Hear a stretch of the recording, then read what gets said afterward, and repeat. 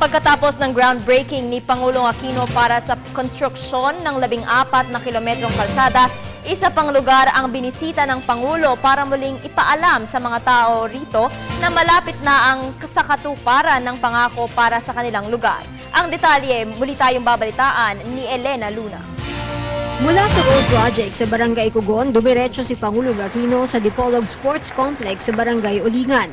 Sa harap ng may 10,000 residente ng Zamboanga del Norte, nilahad ng Pangulo na patuloy ang pagkilos ng pamahalaan para matugunan ang problema ng kuryente sa rehiyon. Mulat din tayo sa problemang hinaharap ninyo sa Mindanao ukol sa madalas na pag-brownout. Bunsod po ito ng kakulangan sa planta na magsusupply sa lumalagong demand ng kuryente sa inyong rehiyon. Maaari sanang natugunan na ang suliraning ito bago pa man tayo manungkulan. Subalit dahil na rin sa kapabayaan ay naipamana pa sa atin. Dito ko lang po 9.5 years pwedeng inayos yan.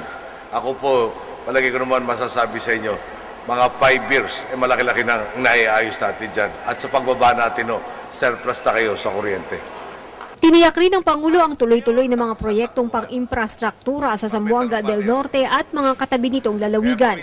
Ito'y habang hinihimok niya ang mga botante. Sa pakikisa rin po ng ating mga kasangga dito, mapapalangkada natin ang ating mga proyektong pang-infrastruktura. Tulad ng pagpapaunlad sa Dipolog City Airport.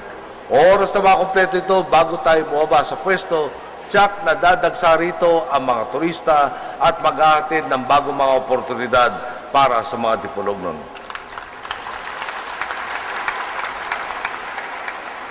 Papasalamatan ko po kay Maroha, siya po ang unang nagturo sa atin ng pangangailangan nito.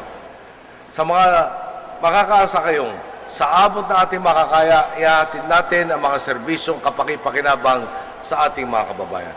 Halimbawa nito, ang benepisyong hatid ng nakumpletong pagsasayos ng bahagi ng Liloy-Siocon Road noong Abril 2012. Nito ring Marso, natapos na rin natin ang pagsasayos sa Zamboanga del Norte, Zamboanga del Sur, boundary Cebuco Road na nagpapaginhawa ng biyahe mula Zamboanga City patungong Cebu. Ilan lamang sa mga inendorsong kandidato ng Pangulo sina Dipolog Mayor Evelyn Uy, 2nd District Congressman Rosendo Labad-Labad at si Roberto Uy para maging gobernador.